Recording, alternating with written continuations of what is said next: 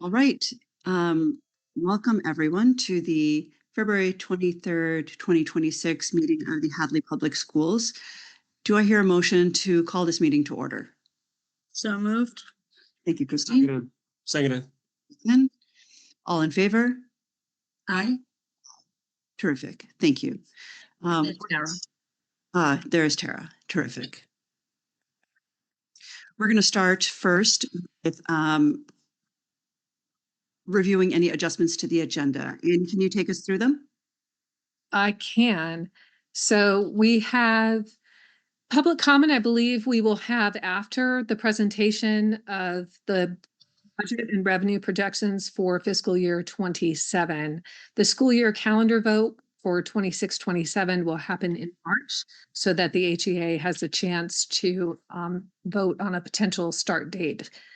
And I believe that is it, Humira, unless I'm missing anything. Hartsbrook approval is added to the agenda since it had been posted.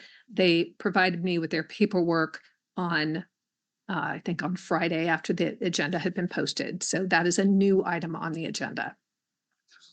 Great. And of all the other items on the agenda, that's perhaps the thing that is most pressing that will need to be addressed, aside from the very most important thing that's pressing, which is the budget information you're about to share. Yes. Yeah. Okay. Okay. Would you mind terribly doing the screen share for the slides, Humira? That would be really helpful. Not much. All right. 1 second.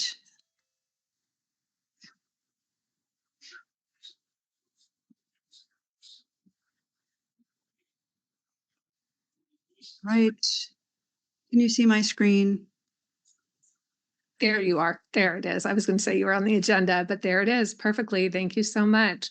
So tonight our discussion is just that, a discussion.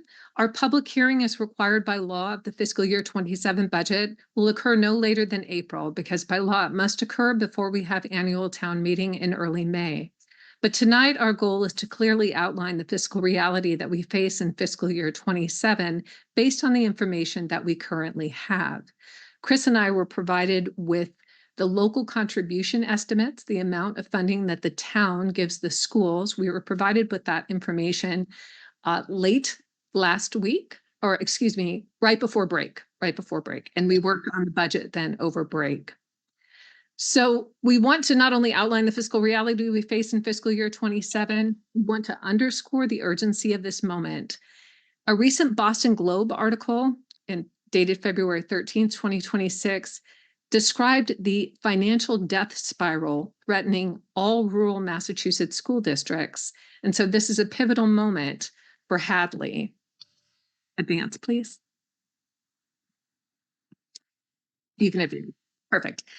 So by the end of tonight's presentation, we want our community to understand the urgency of the fiscal year 27 fiscal situation, the disciplined and fiscally responsible approach we believe the schools has taken over several years, the measurable results that we are achieving, and the positive financial impact that our work as a school district has had on overall town expenses. So we just want to underscore that the potential deficit that we're facing really has nothing to do with any sort of financial mismanagement or overspending. Tonight, we'll tell you a story of return on investment, but the biggest issue that the town is facing is an issue that's facing districts and towns across the Commonwealth, and particularly in Hampshire County, and that is the escalating cost of healthcare. Can I advance, please? And so our school budget growth has been modest and controlled.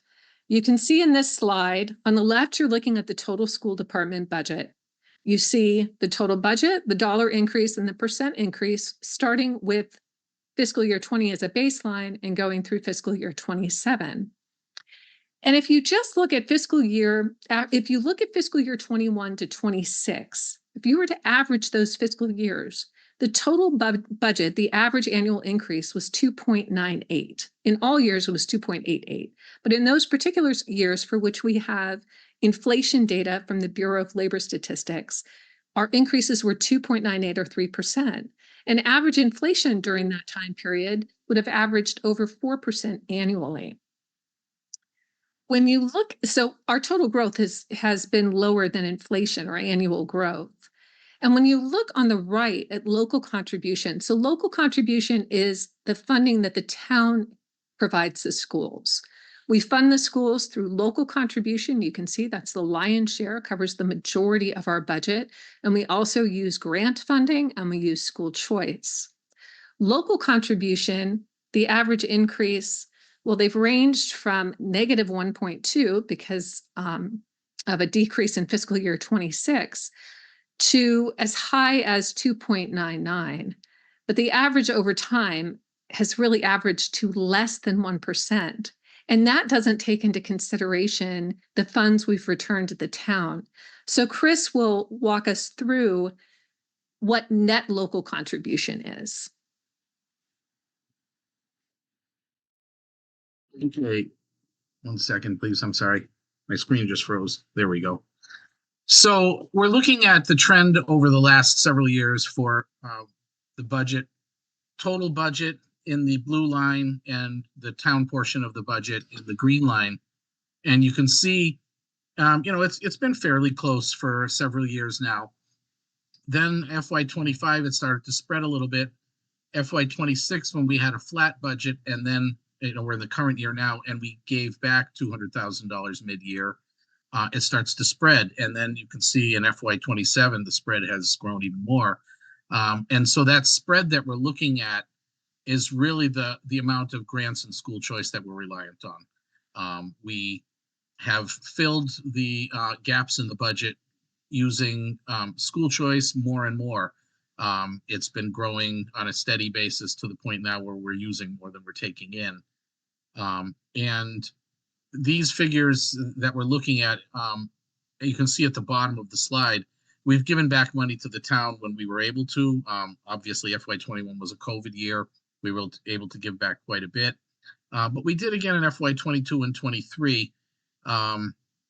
So what that basically shows is that, if we can, we are giving the funds back to the town. We're not just trying to, to use them all if we don't have to. And in these particular cases, we were able to give some back. So what we're looking at here at this point in time, if you look at the, FY25 to 27, is a sharp decline in the town portion of the budget. And as you'll see in a slide later on in the presentation, that really does affect our school choice balance. Great. Thank you.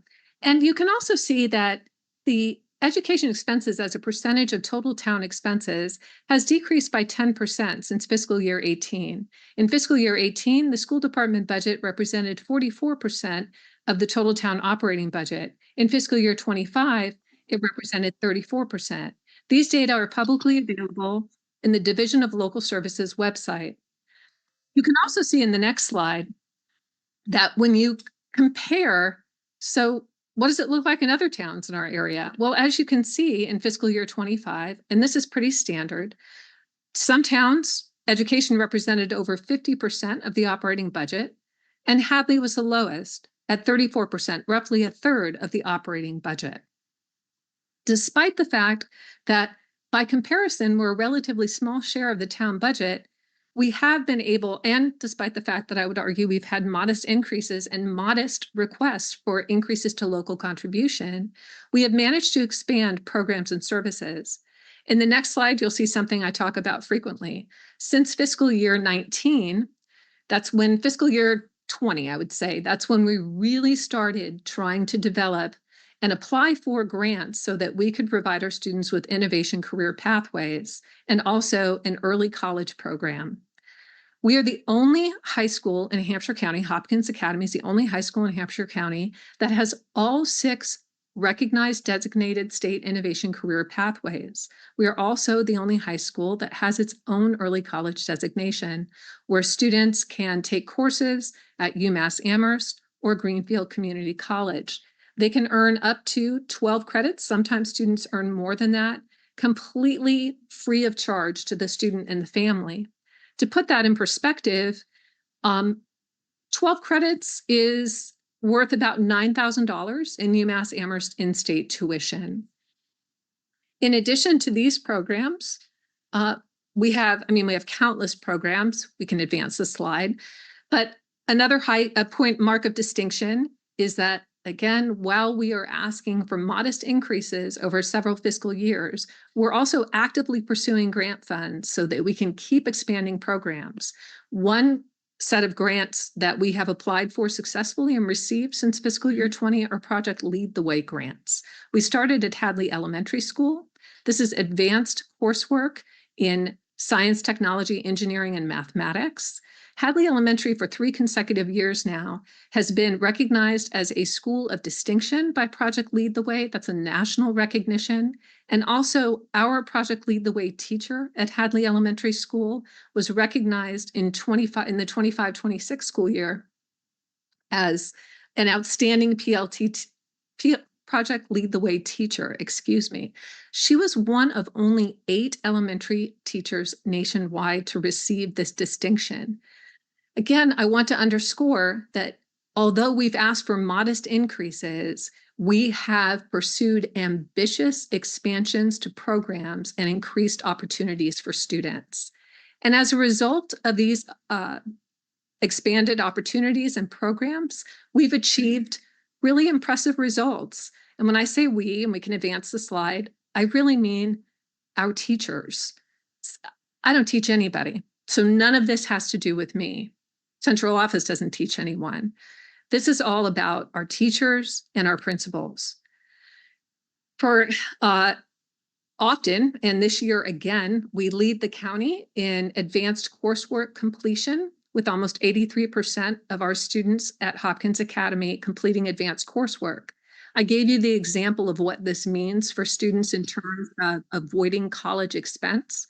So again, if a student completes early college, an example of advanced coursework, and they go to UMass Amherst, they've just saved themselves $9,000 in in-state tuition. If students also choose to pursue a Seal of Biliteracy, a program that under Ruth Ann Fitzgibbon's enthusiasm, and because of our world language teachers we've offered for many years now, if a student successfully completes a Seal of Biliteracy and they go to UMass Amherst, they also will be awarded 12 credits. Those 2 programs together can save families $18,000. In addition to advanced course completion, the next slide shows that we lead the county in graduates attending higher education.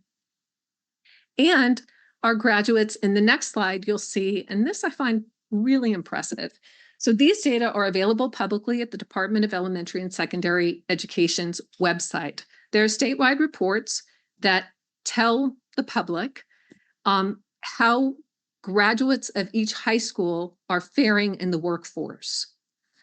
So the 10, if you look at the vertical axis, that ranking, I looked at 9 schools in our area, and the public budget document will list every single high school that I looked at, but high schools in Hampshire County, vocational and traditional high schools.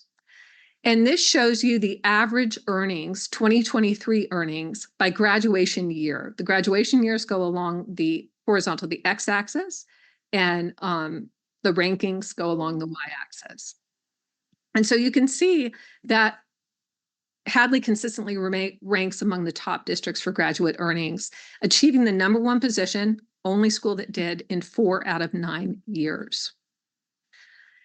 And as a result of, I would say, these impressive results, we have seen a wonderful school choice, I would say, going in the right direction. So you can see that since fiscal year 22, school choice in, students choosing to come to Hadley, has increased by 34%.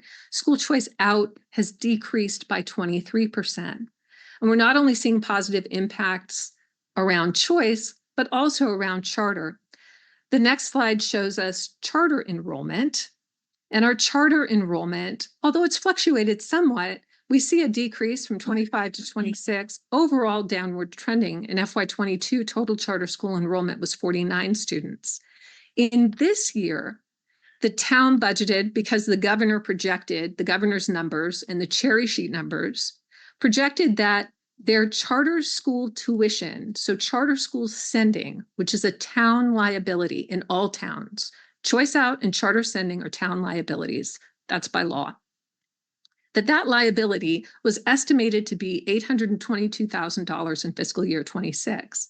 As of the end of January, DESE has informed me that they anticipate the tuition expense for the town this year will be $599,000, slightly over that, just under $600,000, which means the town stands to save $222,000 this year in charter tuition. And given the healthcare crisis that we're in, I'm grateful that hopefully the impact that the schools are having on students staying and students returning is having a positive financial impact for the town.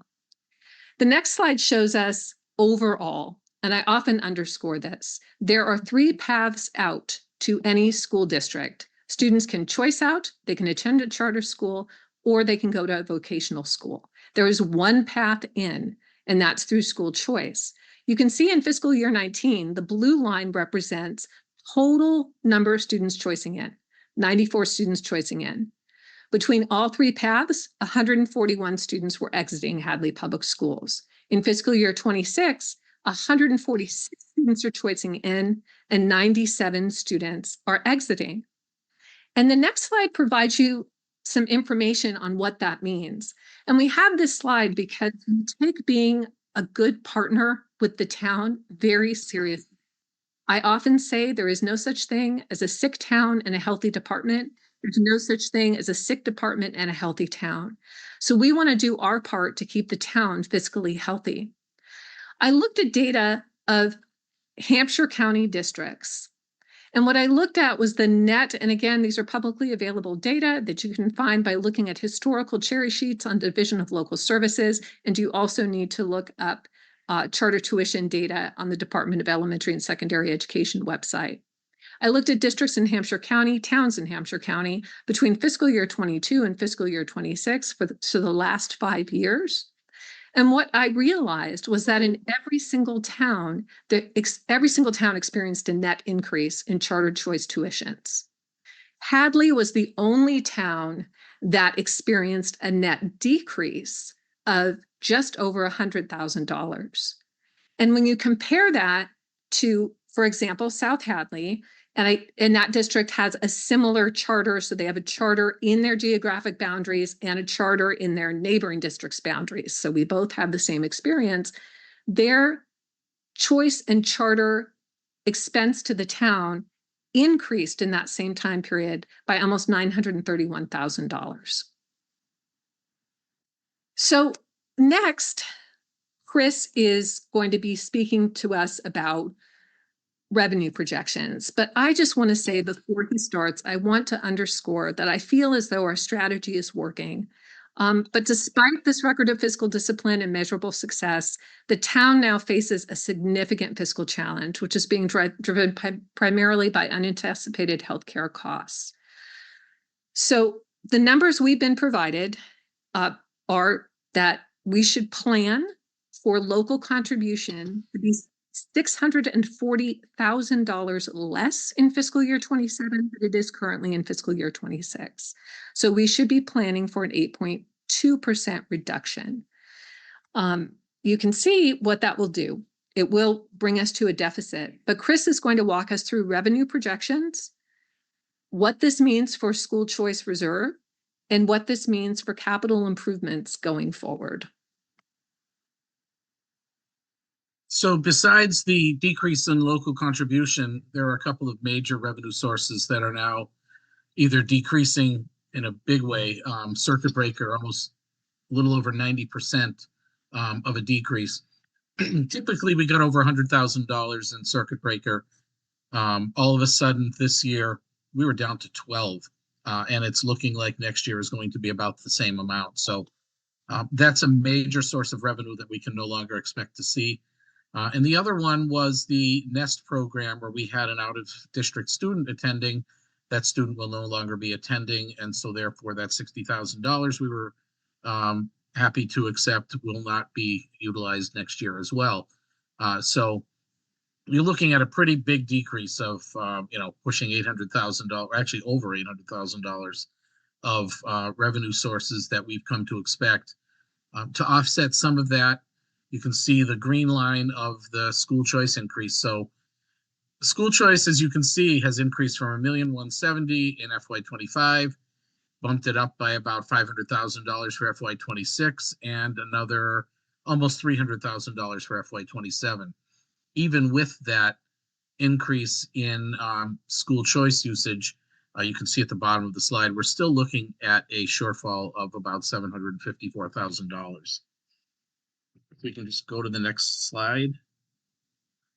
So we have a couple of slides for school choice. The first one, we have a policy and we need to keep in the school choice balance a reserve of the certain grants that we get, entitlement grants, and those grants total $340,000 and change. And so we need to hold that in reserve per our policy. Typically, we have a pretty healthy policy surplus, even after what we project we will use in the current year and the budget year going forward.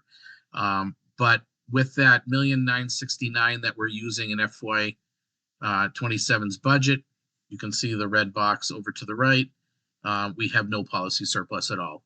All we're keeping in the balance is exactly what the policy requires us to hold. So obviously a major hit to our school choice balance. If we can just go to the next slide. So this is really just more of a balanced look rather than how we look compared to our policy. You can see in FY27 at the bottom, we expect to keep that $340,000 going forward because that's our policy.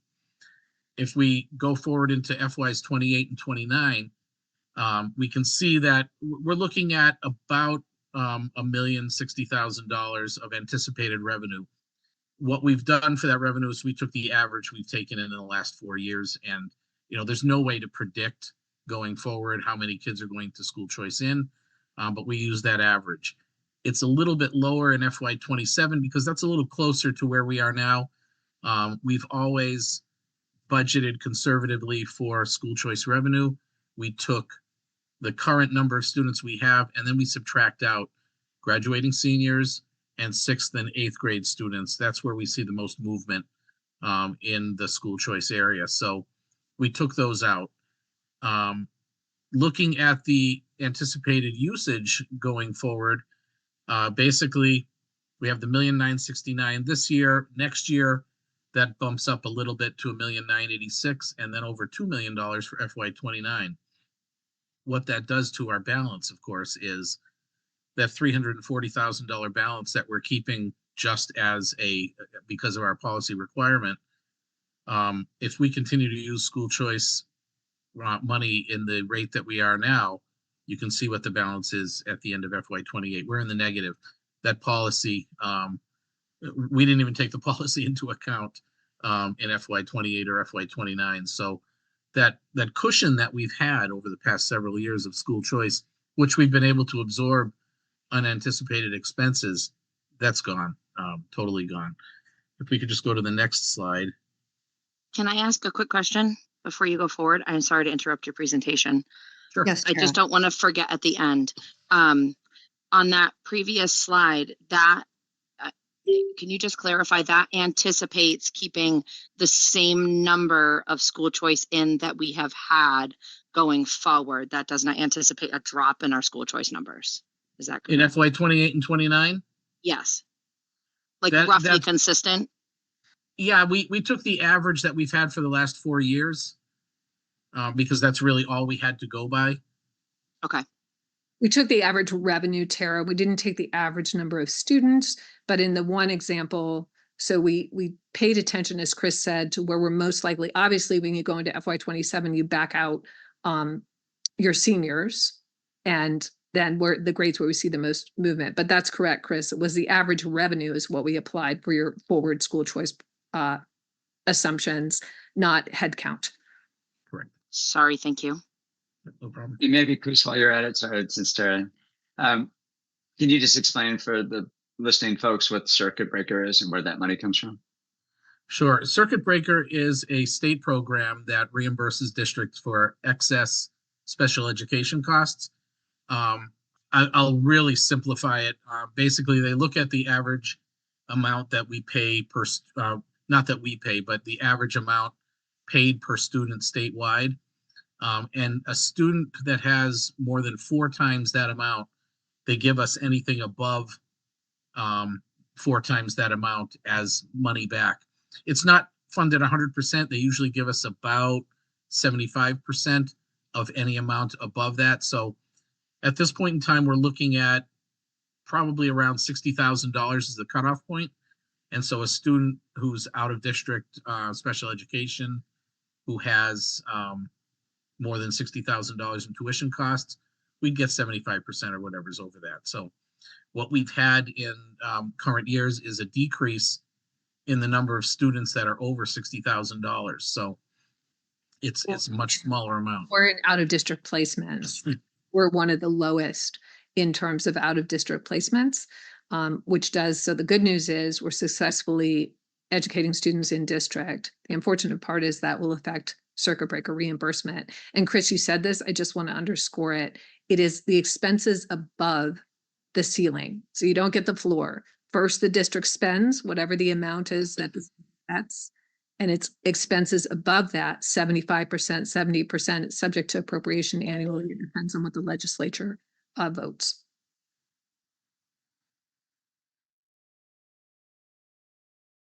Any other questions on that? Okay, if we go to that slide, thank you. So what I just wanted to show here is the effects of the extra school choice spending to balance the budget.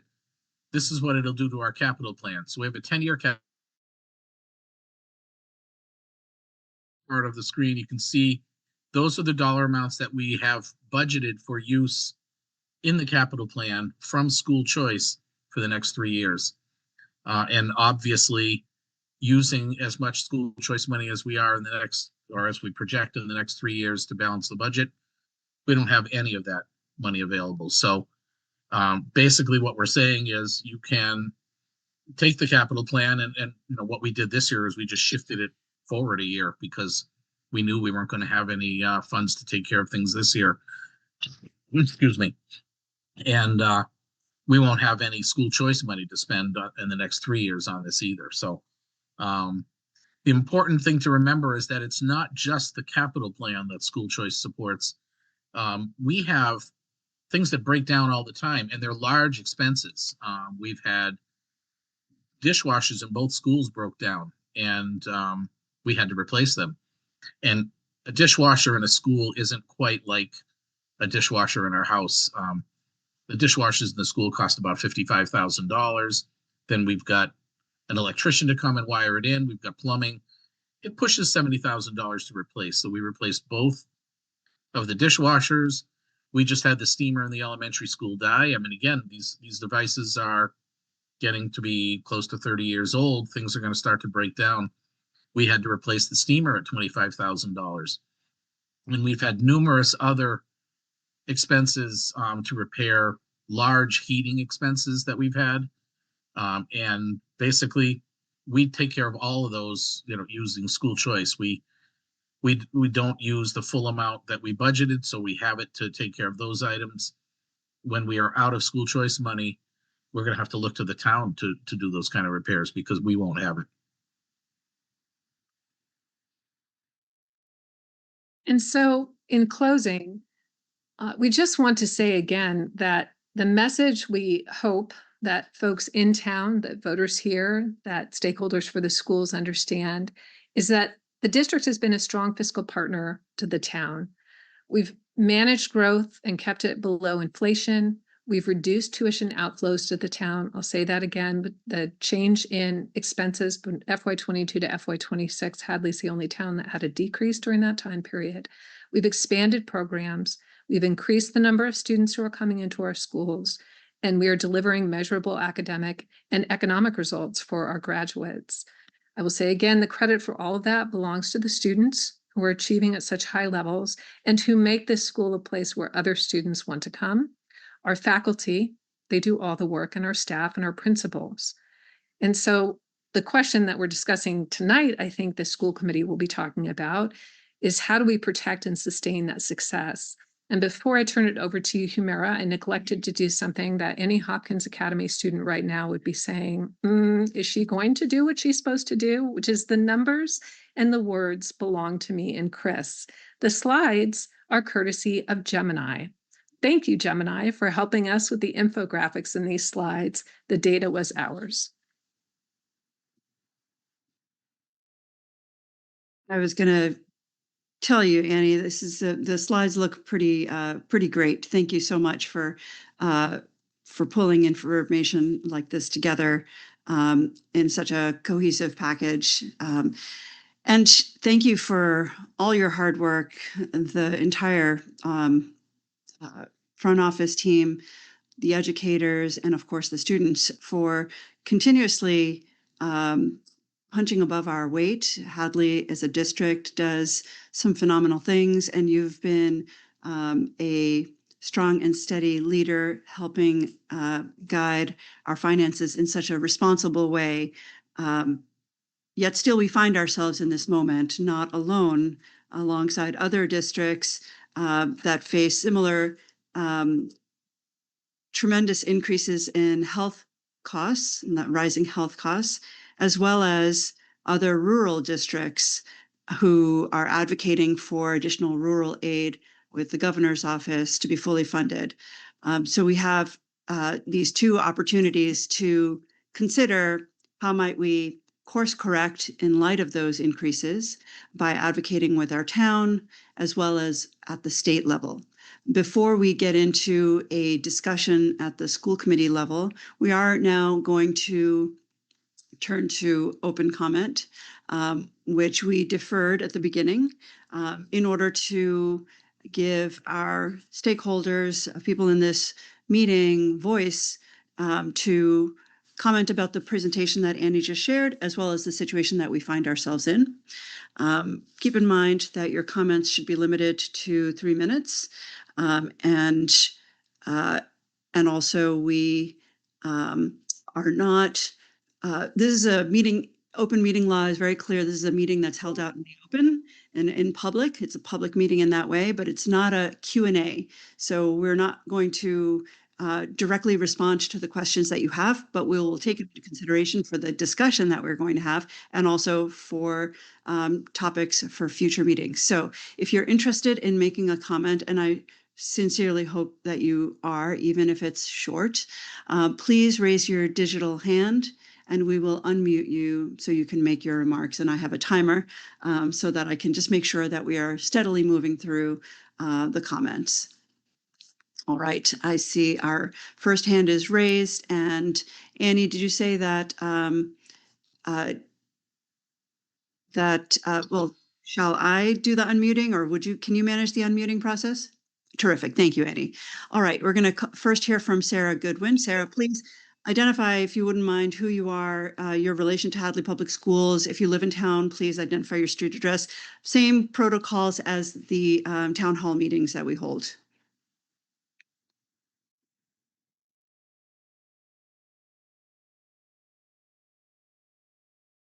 Did I do something incorrect? I asked her to unmute. Did I do something incorrect? You're a good one, right? Looks like she's gone. Nope, there she is. I'm going to ask to unmute again. Okay, great. Thank you. Can you hear me now? Yes. Okay, great. Sorry, I can't get my camera to work. I'll try again. That's okay. No. You won't be able to. No problem. That's from Zoom bombing. I do apologize. Sure. No worries. So I'm Sarah Goodwin. I'm a Hadley resident. I live on West Street in town. I have a 5th grader and a kindergartner. Thank you so much for all of this information. My very short comment is that I am deeply concerned about relying on school choice to close this gap, as I'm sure you all are. At some point, the class sizes become a detriment to education. And I feel like there are already cohorts there. Oops, sorry, not a kindergartner, I have a 1st grader. 1st grader and a 5th grader. I feel like some of the class sizes are already at the point where they're so large that we're seeing a real effect on the quality of the education. So my son's class, he has 26 students in his class, and I think the other fifth grade class has 27 or 28 students. And I hear things from the teachers. I don't want to put anyone on the spot, but they have said things like, we've always assigned homework, but we have so many students that it's not possible to do that. We couldn't have student conferences this year because there were so many students. I mean, we could always ask to meet with the teachers, and the teachers are wonderful. I hear a lot of commentary about the number of students and how difficult it is with that many students and a single teacher.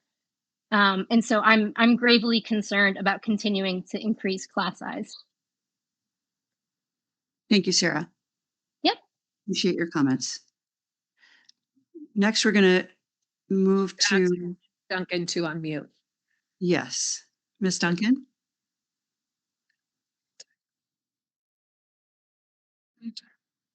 Hi, I'm Susan Duncan. I'm the science teacher and a Project Lead the Way teacher at Hopkins Academy.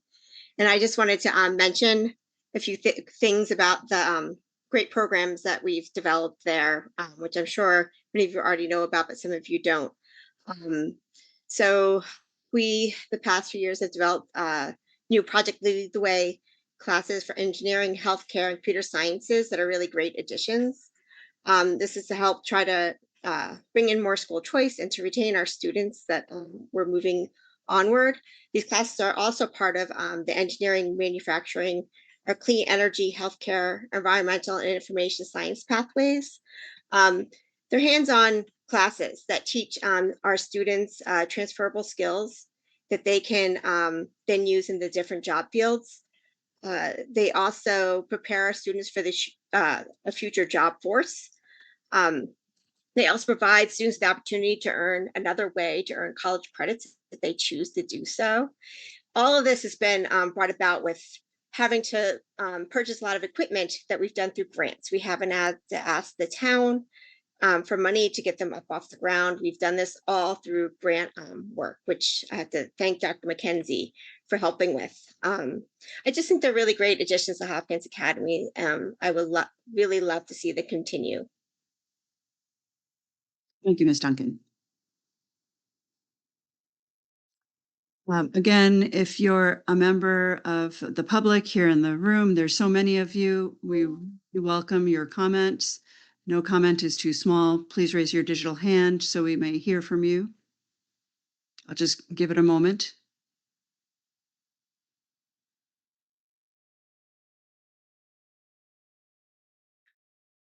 Great. Mr. Richards. Hi, I just wanted to obviously jump in to say, first off, thank you very much for really wonderful negotiations last year. It really helps all of us teachers to be able to get all those clubs that all the students like. And there's a lot of, I believe there's a lot of students that benefit from those. The thing is that we also have a lot of wonderful programs that do keep students here. Myself included, with arts, when one of our major ways of people leaving is things like the Pioneer Valley Performing Arts, students are able to actually see a great art program here in Hadley Public Schools, but we also do offer things like physical education, stuff that they wouldn't be getting in other schools like those at the quality that we actually offer. So I did want to speak, obviously, about myself and our colleagues, and thank you very much for your time. Thank you. May I just add a point that I meant to make when I was talking about programs, expanding programs. 68% of students in 1st through 6th grade participate in a club or extracurricular activity. These clubs are run by our teachers. 80% of Hopkins Academy students participate in extracurricular clubs, and about 2/3 participate in athletics. So I teased out clubs versus athletics. And we know that when students have those opportunities, that it helps their self-esteem, it helps with their development of social, emotional, and executive functioning skills. It helps them in so many ways, and they feel more connected to school. So I'm grateful for that reminder. All of those clubs, from equestrian to board game to robotics to diversity, art, all of those clubs are ideas that our teachers come up with and things that our teachers lead. Thank you, Annie. I'm going to go ahead and give it another few moments to see if there's anyone else who would like to make a comment. Once again, no comment is too small. I see so many of you who I know, and I know you're passionate about the work of the schools and your work. I welcome you to unmute, raise your digital hand, and we can unmute you. Yes, Kristen Lively. Hi, my name's Kristen Lively. I live on South Maple Street in Hadley, and I have two students, one which is in 5th grade, and the other is a freshman at Hopkins. And I just want to say that I am very grateful for everything that all of you and all the teachers do. My youngest he's great. He loves going to school, and I am very grateful for all the programs and everything that he is able to participate in. And honestly, I mean, I don't think I ever really have a complaint about anything there. I mean, I know class sizes got bigger this year from 4th grade to 5th grade for him. And I know it is challenging for teachers to, when there's only one, to kind of supervise all of them all together. But they're doing great, and I just hope they're able to continue and not have to really worry about any cuts to any of their programs. Thank you, Kristen. Principal Dowd. Hi, yes, thank you for letting me speak, and thank you. I'm just so pleased to see how many parents have showed up to this meeting and staff, especially my staff. So thank you, everybody, for coming in force. I just would be remiss to not highlight the fact that we are extremely lucky to have the school choice students that we have. And personally, most of you know, two of my children obviously are school choice. One is since graduated, but I just wanted to highlight that class sizes, we're very fortunate to have a robust program at Hadley Elementary School. We're lucky to have the students. I understand 5th grade is a little bit larger because we have also a lot of students that have moved to Hadley and moved into that grade level, but I would really be, it would be very challenging for me to not welcome in school choice families. We've got a lot of applications already coming our way, even though we haven't opened up seats for next year. But we have lots of families that are seeking Hadley Elementary School because of our programs, because of our staff, because of our teachers. And I would hate to not continue that trend because healthy schools, as Annie has pointed out, Dr. McKenzie has pointed out, to have a healthy town, you need healthy schools. And right now we are a very healthy school district. We're a very healthy elementary school, and I'm very proud of that. And so enable for us to have the wonderful programs that we have, we rely on our school choice families and our Hadley resident families who have showed up tonight to talk about all the wonderful things we're able to do. And so I just wanted to throw that out there, and also thank my staff again for constantly being in communication with me and trying to have initiatives and have clubs and welcome new students and existing students, and making sure that we have just a wonderful opportunities for students pre-K through grade 12. So thank you. Thank you, Principal Dowd. I'll give it just another moment to see if there's anyone else who would like to make a public comment. Could be an out of community family member, someone who's school choicing their children in, educators, or a Hadley resident.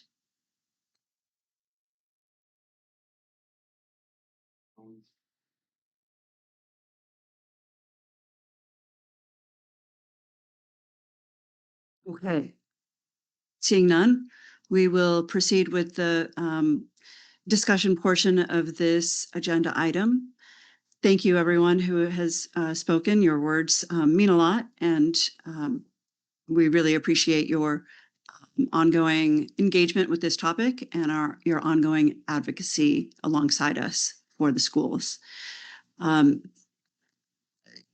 think just referring back to the agenda, we are going to discuss first as a school committee team an advocacy strategy for how we are going to approach this challenge that we're facing with the town and with the state. So I'm going to open it up to my colleagues. Before I do, I'll just say that I know I've been closely involved with the rural schools community, the committee that has been advocating from the Massachusetts Association of School Committees for fully funded rural schools. And they would like us to be vocal, share our perspectives with the governor about fully funding what commission that exhaustively studied this issue recommended in 2021 was a $60 million spend to make rural communities whole on their funding needs. So that's something that we can tap into and work alongside. But we have, I'd like to really focus our efforts on the town side of things. That's a substantial budget decrease that we are contending with. And we need to work with the select board and finance committees to determine how to resolve this in the best manner. So I'm going to pause there, and I'm going to ask Chris Pipp, Tara, welcome. You were on the call just a minute in, didn't get to greet you, but I'm glad you're here. Paul and Ethan, please unmute yourselves and let's talk about where we go from here.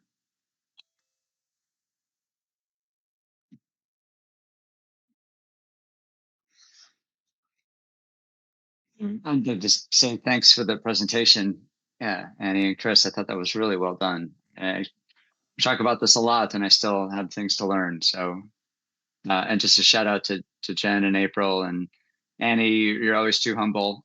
Obviously, you set the tone here. I think in the teachers, what an amazing system and school system we have. The elementary school and Hopkins. I mean, obviously it's the data are there that people seeing the value and coming, and you just keep creating extra value. So thank you. If I could just one thing, and obviously people are going to ask consequences, right? If it is the proposed dollar amount we get from the town, and we have to dip into school choice to maximum level and keep the amount required by our policy, but we're essentially spending our savings at an accelerated rate, and as you showed, Chris, it'll be spent out within a couple of years. What does that mean? How do you think through, Annie, how you would handle consequences like that? So the fastest math, there would be more analysis put into this, but even using school choice at the rate that we indicated, would still leave us, if there's no increase in local contribution, or rather if the local contribution is what we've been told it is probably will be, that $750,000 deficit. The average teacher's salary, if you look at what's called radar data, again, publicly available data, so you take all your teachers, your salaries, divide by the number of teachers, call it roughly $75,000. That's 10 teachers. I'm not saying that's exactly what it would be, but that's the easiest way to explain what that looks like. Are there other areas of budget that we do? As you know, in our district, we don't have assistant principals. We don't have we don't have curriculum directors. We don't have grant writers. We don't have assistant business managers. We don't have, so I write curriculum. Chris runs his shop. The principals are one-person shows. We did in this budget Chris did a meticulous deep dive. I mean, there are a few things Chris did. Chris has been, I mean this in the nicest way, harassing our specialized transportation providers to make sure our routes are as efficient as they can be for homeless and special needs transportation. He's left no stone unturned. He did an analysis of actual spending on utilities, made adjustments on materials. So we already reduced everything that we could comfortably say we would reduce. So it would have to come from personnel. Now, I didn't do for you, it's not as clean math if I move into ESP. So I'm not saying to the public that tomorrow we're cutting 10 teaching positions. I'm giving you an example. If there's $750,000 personnel, this is not an administrative heavy district. So again, no directors of curriculum, no grant writers, no assistant principals. And so your personnel are teachers, ESP. We don't have a lot of facilities staff. I mean, tomorrow when we look at things, I'm just going to say this now for the community, when we look at things of like, I wonder what it looks like for tomorrow. We have one person in each building who will help make sure that everything's cleared tomorrow. Like they're not a lot of people, but that's the most straightforward answer I can give. And I'm not telling you exactly it's this person, this, but that's what that would translate into. And what percentage of the overall team that be? So if you just stuck with, if they were teaching positions, I'm not saying they necessarily would be, but again, for the sake of math, if you're talking teaching positions, roughly, there probably wouldn't be that, because roughly between teachers and specialists, what do we have? I don't know. Our head count of all staff, our head count is what, Chris? Roughly just under 130? Does that sound right? I'd say about 125. Head count's about 125. Okay, so our head count's about 125, so just under 10%, but that's everybody. In service, that's everybody. Thanks. Yes, Christine. I mean, I don't want to state the obvious, but that's obviously unacceptable. Because we will lose school of choice kids who want to come here when we start cutting our programs because we're losing teachers. Therefore, it's just a downward spiral. So I don't see that that's an option. There has to be a better way to address this. The only reason that we're doing as well as we're doing is because we have the people we have. And we don't want to lose them. And we certainly don't want to lose staff to other places because we can't sustain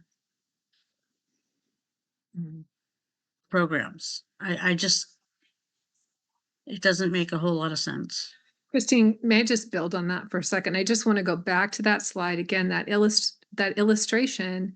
So you take a town like South Hadley, and so my heart, I mean, that's the town where I live, that my heart goes out for the town where I live, right? So once you start that downward cycle of school choice exiting, that's that $931,000 increase that falls on the town's side. That's a town assessment. It's not absorbed by the schools. So you point out something really important. There is this delicate balance that, draconian measures in the short term can have really lasting consequences that are far more expensive, or that exceed the costs of which exceed any savings that you incur in the short term. I didn't realize that. I mean, I'm extremely proud of the fact that our students, once they're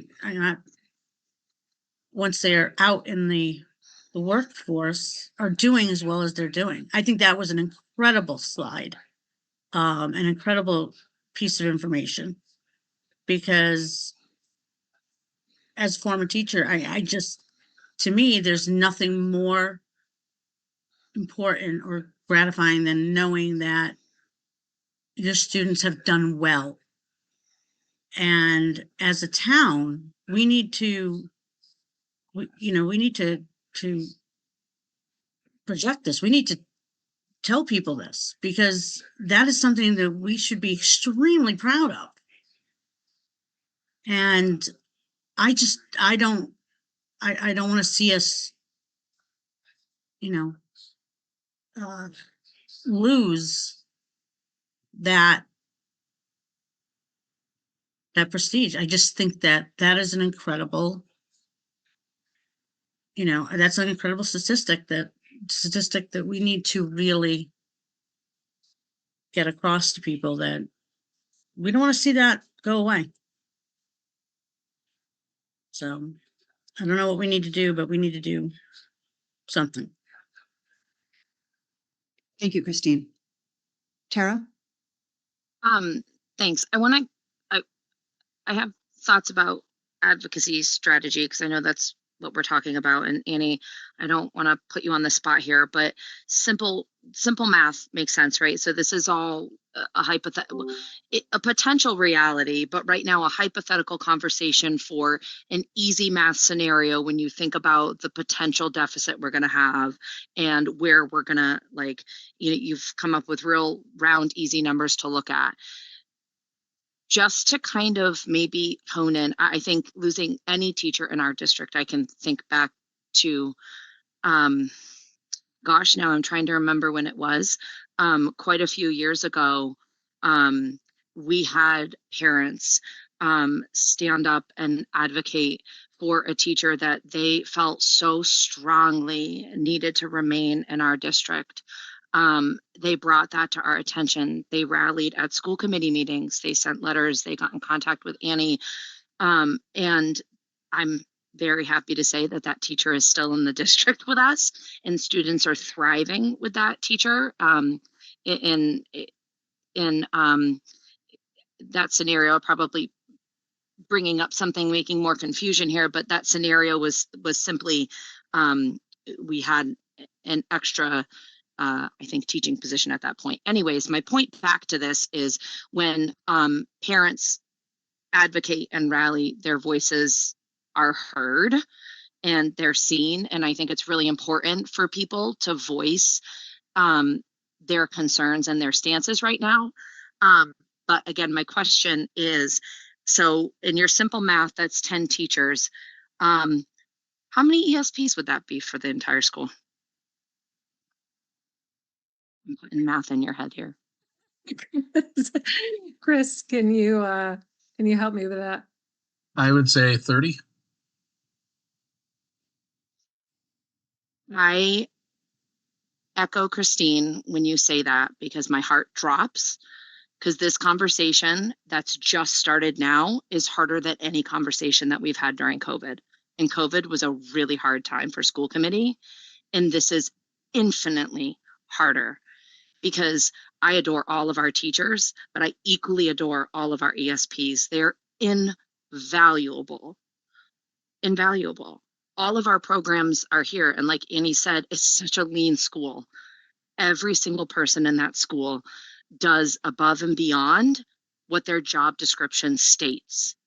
They help each other out. I know ESPs that are running from program to program, classroom to classroom, filling in, supporting one another, helping each other out. It doesn't matter what their job description is and what their assignment is for that day. It's not a school where people come to work. I can truly say that Hadley is just a family. I've just never seen staff so supportive and kind and caring of one another. So I echo again Christine's sentiments. It's not acceptable. We have to do something. We are an amazing district. I worry about perception. If we take a budget cut, what that does to our school of choice numbers. So I think it's more than the five of us can do in a conversation. It's outside of us as a school committee. We need parents to help with ideas to advocate, speak their voice, talk to select board about what they feel needs to be done, give ideas, right? Because we're all people that live in this town and we all want it. We all want it to succeed, all departments, not just the school department, right? Like we care for this town. That's why we're here. So how can we as school committees best use our time? I know, Annie has offered herself up with, coffee with the superintendent before. During COVID, we offered up a Q&A session. I think I speak for the entire school committee that any community member can reach out to us with any concern or question if they don't feel comfortable speaking up in a committee meeting like this. If we don't know the answer, we'll point you in the right direction. We'll get you the answer to whatever you need, or get you to the person that you need. So what can we do as a committee now to get the word out to the community to make sure that everybody's voice is heard? Because I do think that's a hard part in our school district too, is parents are busy. It's not easy for them to come to meetings. It's definitely not easy them to go to a town meeting and speak their voice. So I think we miss a lot of our core population. It's hard for parents who have kids with after school activities, or a parent working at night, or they're a single parent. They just aren't able to get their voices heard in a lot of ways. And I want to make sure that we do what we can to advocate, and then offer people an avenue to be able to speak up, and then help provide them with whatever guidance we can to place that advocacy in the right spot. Thank you, Tara. Ethan. Yeah, I will kind of echo what everyone has said, and kind of hopefully turn it toward more of the advocacy conversation, because I think I share Christine's frustration and Tara's and Paul's as well. I think, Tara, to your point, I think we need the support of the families in this community. But we also have kind of this rich history here in Hadley with Hopkins Academy. We have plenty of alums that are in town.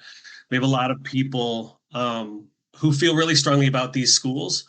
And I think it's important that we, continue to get the word out to as many people as possible to help them understand that this, and I think what I really liked about this presentation, I don't really like what it says, but what I liked about it is that it shows us not just that this is a 1 year, we need to kind of put a Band-Aid on things and then we'll turn the corner.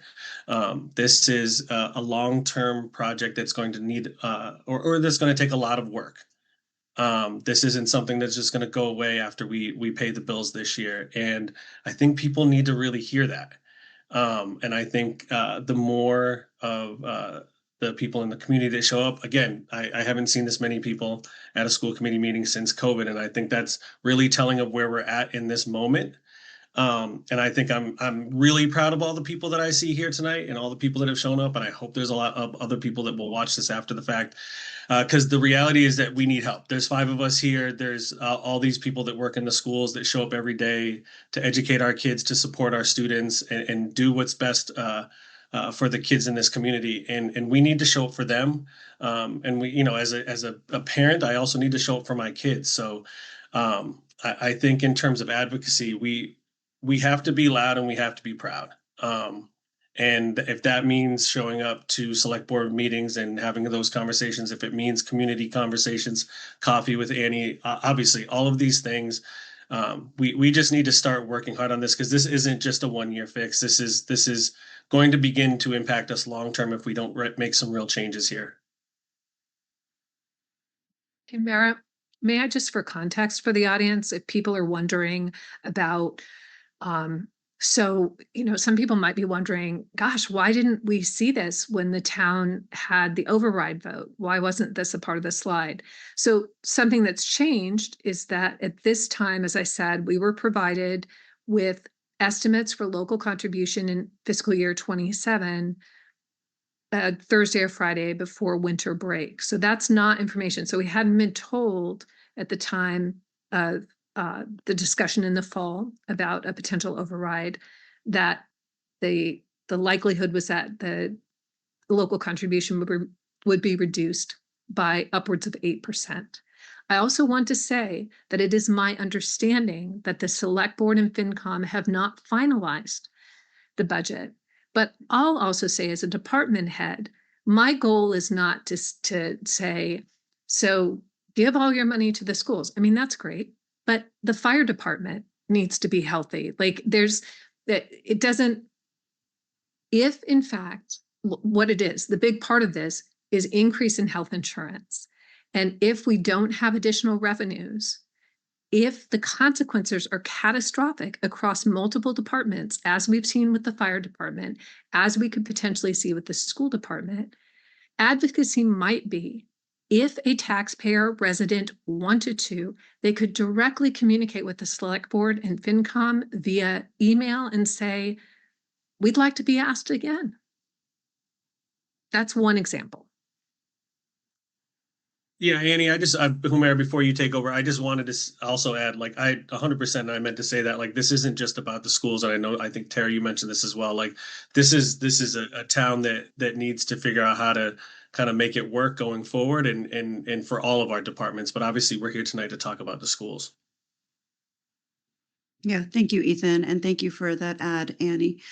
I'll just offer my own personal comments here, and that is that we've worked really hard to get the schools to the point where they are. This has been a long road. When I first joined the school committee in 2012, we were not in this situation where Hadley was the destination and our school choice numbers were as robust as they are. We were losing students to other districts. We've stemmed that tide. We've brought in additional programming that other schools in our area don't have. We're not a large district. We can't offer lots of different languages and lots of different sports, but what we do offer is highly competitive, and we do really well across the board.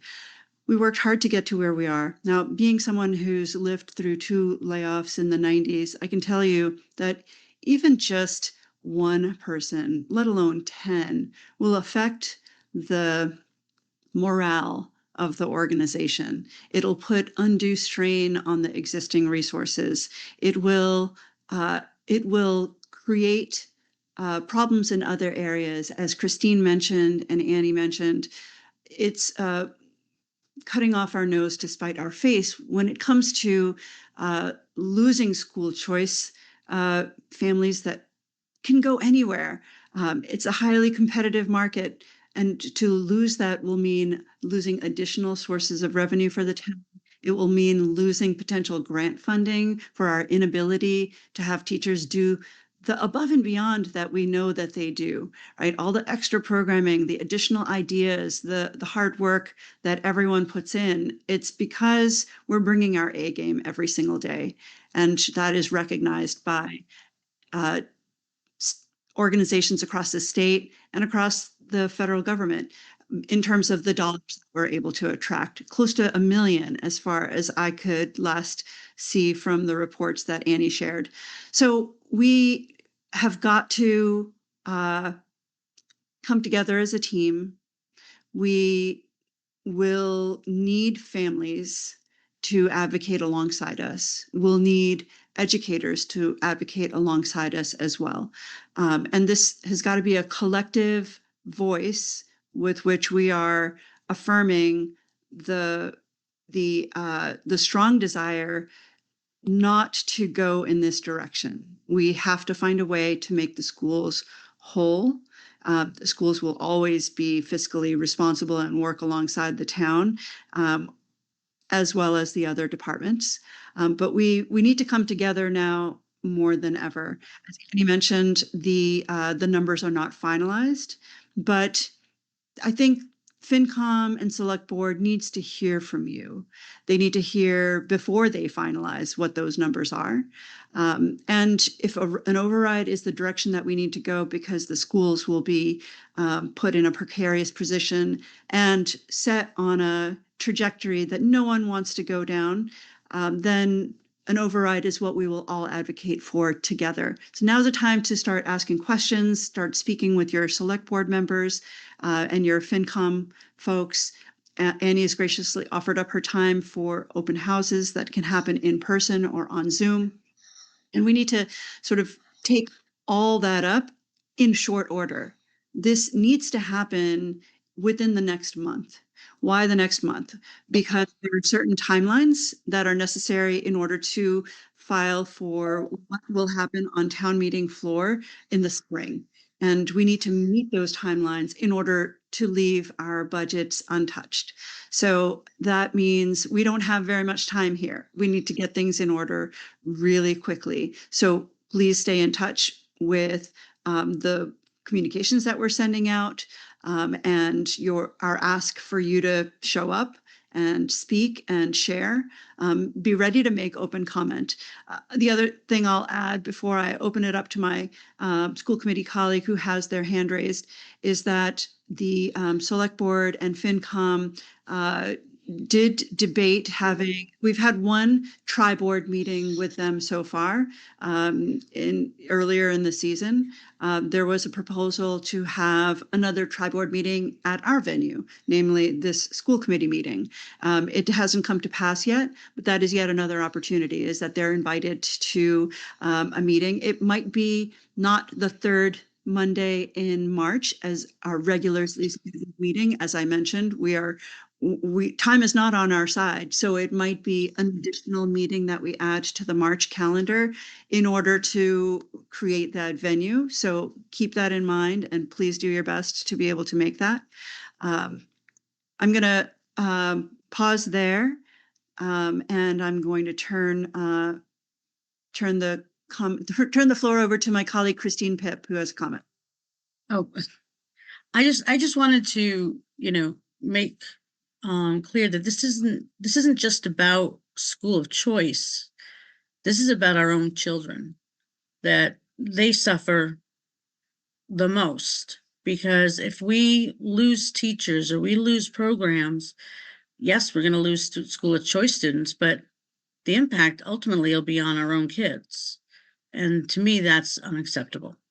We can, I know some people are like, well, that's just if we lose school of choice kids, we lose school of choice kids, but that's not the issue. The issue is what's best for our children and our community. And I think that that's what needs to be emphasized. It's not about the school of choice and about just attracting the school of choice. It's about our own children's success. So I just wanted to. Yeah, thank you, Christine. Because a number of our students, Hadley residents, students, they do have choice to go anywhere, and they will make that choice regardless of how we do. That's been on a decline. We've been able to retain far more students, but you're absolutely right. This is not just about school choice. The other thing that's important to note is that this affects people who don't have students in the schools. It affects our town. It affects our town reputations. It affects our our property values. It affects, schools are one of our biggest assets, and that will affect all of us, no matter whether we have students in the schools or not. Paul. Thanks, Samara. And Christine, thanks for making that point, because I think that was something that was out there. So well said. Thank you. And Humira, you were getting to this. It'd be helpful, I think, if we had clear agreement on here's who we think people should advocate to, that we should advocate to. Here's what we're asking. I mean, what is exactly the ask? And we don't need to necessarily refine that here, but because we are balancing being the largest sort of school or the town group, town committee, but there's other town departments, as Annie mentioned. So are we asking for a flat budget? Are we asking for something less than the proposed cut? But, could we refine that and tell people, like, here's what we think is the reasonable ask, here's who to ask that of, and here's by when that you should ask it. I can throw something out there for folks to think about that benefits all departments. Tara, I'm sorry, I know your hand is up there, That's but fine. So the increase in health insurance has impacted every single department. And that, just the escalating cost of healthcare insurance from fiscal year 25 to fiscal year 27, that's something that, and I mean, certainly I think too that FinCom and Select Board would have ideas about, where relief makes the most sense. But that's an example of something that is affecting the entire town. And that could be the focus of increasing revenues. I know that when I was at the listening session, the most recent listening session that FinCom and the Select Board hosted at the Council on Aging, the fire department and supporters of the fire department turned out en masse. They requested that a targeted override for the fire department to restore the fire department and the personnel that had been cut. But I would also just throw out there that health insurance is something that impacts the entire town budget. And that's really what has thrown everything out of whack. So if I could follow up, you're saying the targeted increase or wherever, however we get that money, if it's an override, is targeted to addressing the healthcare shortfall, and then everything else, then we revise our budgets based on that? Well, I offer you health insurance as something that affects every department. That certainly, if that probably, I mean, FinCom and Select Board would have to speak to this, but on the school side, that would likely, because I believe the decrease in fiscal year 27 correlates with the school department share of the benefit increases between fiscal 25 and fiscal 27. So I want to be clear about this. This isn't about the towns all of a sudden saying, oh, we're anti-school, we hate the schools. That is not the message the town's sending. I believe what the town is saying is we went to the voters, we asked the question, we got a no, not a resounding no. I mean, it was not like overwhelming, but we got a no. And so now we face these bills, and how do we apportion this escalating cost? So that's what that 640, they didn't just pull it out of thin air, right? It would be the percentage of that increase. Perhaps there are other things that they're also, now that would still put us, I think that the town would want to consider, do we want decrease in local contribution, or do we want to, reasonably fund our schools, knowing that inflation is a factor that affects departments? So it could be more than that, but that's the idea of health insurance that I put out there. Certainly, that's where that 640 is coming from. Thank you, Annie. Tara, you had your hand raised. Yeah. So Annie kind of touched on it a little bit. I think it's really important to voice our thoughts at this time to Select Board. And I think that, and FinCom, and I think that they're looking for that. And again, we're a town, we're unified, we need to find a solution moving forward. I think it's great that we can offer up our thoughts and ideas, but ultimately, we advocate for what we feel is right. So I feel like our job as school committee members is getting the information out of, this is the reality of what's happening.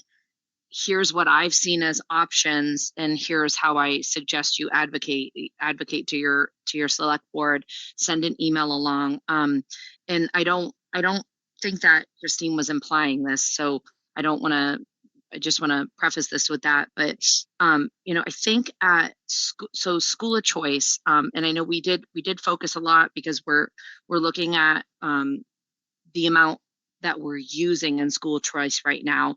But just to kind of tie into those special meetings, one way I think, and please correct me if I'm wrong, Annie, even though school of choice parents are not able to vote, right, essentially on town budget, I think they could still advocate to our Select Board and letting them know what Hadley means to them.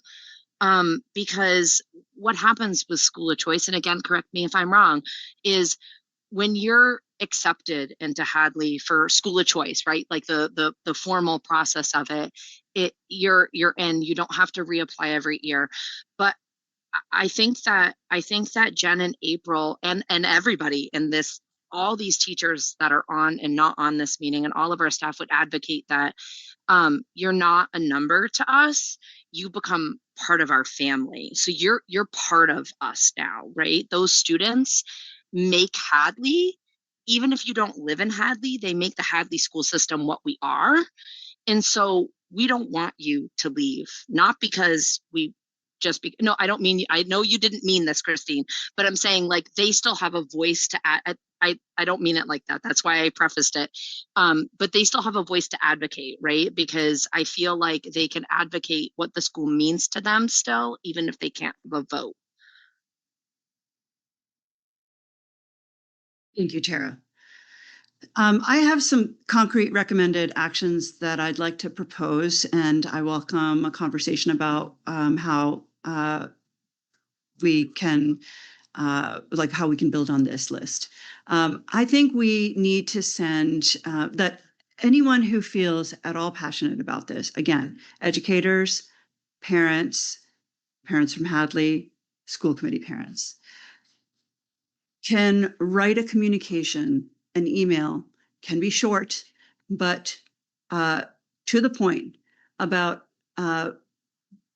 wanting to see schools fully funded. And by that, I mean that you want to see health insurance for educators, the health insurance increase covered by the town in a way that does not spell layoffs for the schools that are already lean. So an email communication to the head of the FinCom committee, as well as the head of the select board. And I'm going to ask you to take that.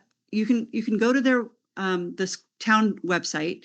You see for every individual that is the chair of that committee, you can drop a communication directly onto the website and hit send, and it goes right to them. You can copy and paste that same communication to the select board. You can copy and paste that same communication to me, the chair of the school committee. You can also send it to anyone else on the school committee. But what I'd like to do is I'd like to collect those letters. I want to make sure that we have visibility into the volume of requests and sentiment being shared, so that we are just truly keeping account of how much support we are seeing for the parents and educators on behalf of the schools. So that's one thing I'd really like to recommend. And that's on the town side. On the rural school committee side, I recommend a similar communication to our senator and our House of Representatives, member of our House of Representatives. That would be Senator Comerford on the Senate side and Rep. Gomez on the House side. So they are both fierce advocates of rural schools, but they need to hear your voice in order to go back to their colleagues and continue the advocacy. I would add the governor to that list, but this is in our order of priority. It's a lot of letters. Again, it could be 2 sentences long. And I'm recommending email. Of course, print is welcome, but an email to your local select committee and finance committee being the first order of business, copying your school committee who are collating that communication, and then to the House and Senate. That's my proposal. I welcome anyone to comment on what seems feasible or not, and also to add to that if needed. May I? Because Jane Nevin Smith, thank you, select board member, just texted me and asked me to announce that the select board is presenting the budget at 6 p.m. So the town budget at 6 p.m. this Wednesday at the senior center.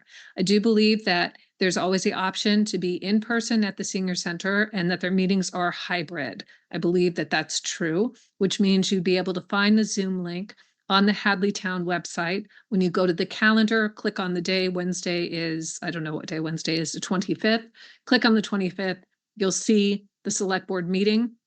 You can click on that. You can get to the agenda and Zoom. Thank you, Humira, for pointing out rural aid. As an example, if rural aid had been fully funded this year, it would have been $318,000 or an additional $254,000. You can see from our budget slide that we got just under $64,000. Fully funded would have been 318. We could have helped the town with that funding. We could have helped our own budget. And I'm glad that you said Senator Comerford and Rep. Gomez are huge proponents. Please, and people can just copy the same letter or the same email the governor.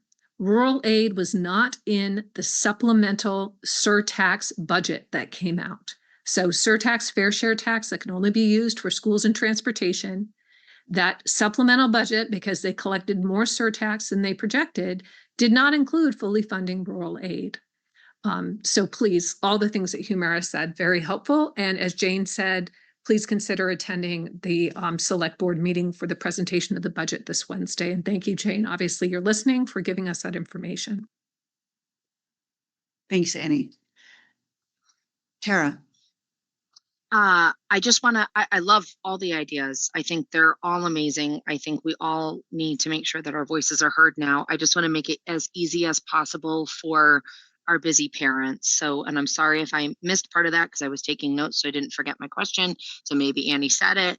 Can we get all that information out to parents? So copying the email, right? And saying you don't need to make it unique. It can be 1 to 2 sentences. It can be the same letter, but making it your name. We've done that before as a school committee and school committees around, around Massachusetts, where we sent that in, and it's a very easy process. So just making that information available, similar to how we did for our meeting tonight, making sure that everybody is aware that there's a meeting. I think that it's important to equally just make it accessible for parents right there at their fingertips. Just quickly on that, Humira, I believe you can. I will check this. I cannot. I cannot advocate for a vote. I'm happy to pull together a brief list, perhaps even suggest a text, some quick links that you can just click on to send. I'll pull that together. And then Annie, I'll need your help in using our communications tools to get that out to, again, all parents, Hadley parents, school choice parents, as well as our educators. Thank you. Can I just clarify, the school can send that out? I'm going to check with legal before we do that. So what I'll make sure is that we cannot use public resources to influence a particular outcome of a vote. We can do what we're doing tonight. I can always tell you what the consequences are of something not happening. So I will check, but it's important that parents hear, if we're not able to do that, please tell your own story. And the reason for this is there are very strict rules about using government resources to advocate for a particular outcome in something that's subject to a vote. And I can be nuanced in how I frame things so that it's not taking a position, but presenting the facts. Or I mean, we can submit things other ways too. As school committee, there's the Hadley Facebook page. There's other ways we can get what we think is a pro message out where we can take a position. Or get the information to us, Humira, and then if somebody contacts us, we can provide that information to them. I more meant on the level of like Senator Comerford and rural aid advocacy, having something standardized and easy for parents. I didn't mean on the town level, just to clarify on that portion of it, more just the advocacy for rural aid subject. But if you would be willing to share that with us as well, Humira, I think I would be happy to disseminate as asked that information to parents who reach out. Yes, absolutely. I will not only create a communication that is non-biased and gets the information out simply as facts through our school channels. I will also provide that information to you, Paul and Tara, to not only get it out to parents, but also put it out in your social channels. I haven't been as active on social media as I have in previous years. So I really request that you all lead that front with the communities that you're involved with. Any other suggestions or thoughts on how to make this come together? I think Jane's suggestion of showing up to Wednesday is a really important one. I think nothing speaks volumes like showing up with your, voting with your feet, showing up and showing that that you care, that you have a position, making comments and open comment. Being ready with just a few brief remarks, asking if you're an educator, asking your most passionate parents. The fact that these sessions are available by Zoom means that busy parents can dial in from work if from a cell phone and make a comment, or from their home after serving the kids dinner. It is. I remember what it was like to have young kids. And so we need to make it easy. And thankfully, we do have the Zoom affordances to be able to have you advocate and not have to be in person. Although nothing speaks, your position quite like showing up. So coming to the senior center, the Council on Aging Center, to express your interest, even not saying anything, but just being there, will speak volumes as well. Any final comments about this topic?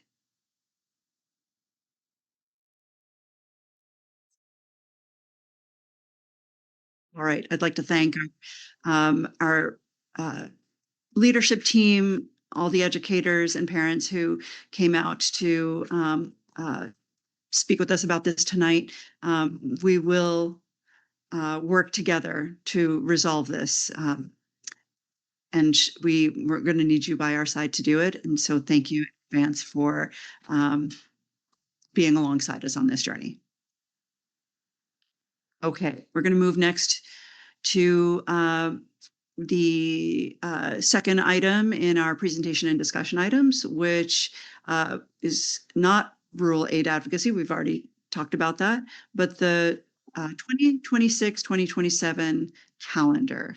So that we're going to move to March. So the HEA has the opportunity to vote on whether or not teachers are coming back a little bit earlier than usual. So we'll bring the calendar in March. Yeah. So then the Hartsbrook annual approval process. Annie, do you want to tell us about that? And exactly. Can I just interrupt real quick? I'm sorry. I need to run to someone's travel got messed up by the storm. So I apologize. I need to drop off, but thank you. Thank you, Paul. Yeah. And I am going to respectfully say to the committee, and I know Humira, you always support this, that I am going to be the queen of efficiency now. I will announce now to parents and staff, given, as I said, we do not have a lot of facilities personnel. I want to be clear. Our DPW has done a great job in this storm and every storm. We have essentially one person in each building. I will need to call a delay for school tomorrow. So we're going to move through the agenda quickly so I can not be having parents' phones ring at whatever time at night tonight. I just wanted to say that out loud. In light of that, I know we need a vote on the Hartsbrook approval process, but I wonder if we can move the rest of the items to the next month's agenda, or if we are having an additional meeting to add it onto that. I'm looking down the list and I don't see anything else that's super pressing. Certainly can. So we certainly can do that. I will just say we can do Hartsbrook, and I will strongly encourage, and we will carry these things over. And I will also have the Hopkins Academy video link at our next meeting. But please look at all the awesome work of Hadley Elementary, the third grade class, great work of Ms. Desjardins. So please look at all those links. But, and again, I'll bring them back as part of superintendent updates. But now Hartsbrook, this is simple. Every year, by law and by your policy, private schools must get the approval of the school committee in the town in which they are located to operate. They had a change in leadership at Hartsbrook, so they are a little bit behind. They're extremely apologetic. I reviewed everything in the packet. They've done everything that is required, and I am recommending that the school committee approve Hartsbrook operation in the town of Hadley for this year. Thank you, Annie. School committee colleagues, do you have any questions, comments, or thoughts about the proposed suggestion? No. No. Okay, seeing none, is there a motion to approve the renewal of the Hartsbrook School? So moved. Thank you, Seconded. Christine. Thank you, Tara. All in favor? Aye. Aye. Great, motion passes. All right. Thank you for pulling all the rest of this material together, Chris, Ethan, the third grade class that's advocating for asparagus to become the state vegetable. I strongly encourage the viewing public to click on the links of NBC 10 in Boston, the Boston Globe, the letter from the governor that our third grade class received, TV 22 covering this, as well as the Daily Hampshire Gazette. It's quite an awesome thing. I'm so proud of our students. And how cool would that be for asparagus to become the state vegetable? It makes me very happy to think that that is a possibility.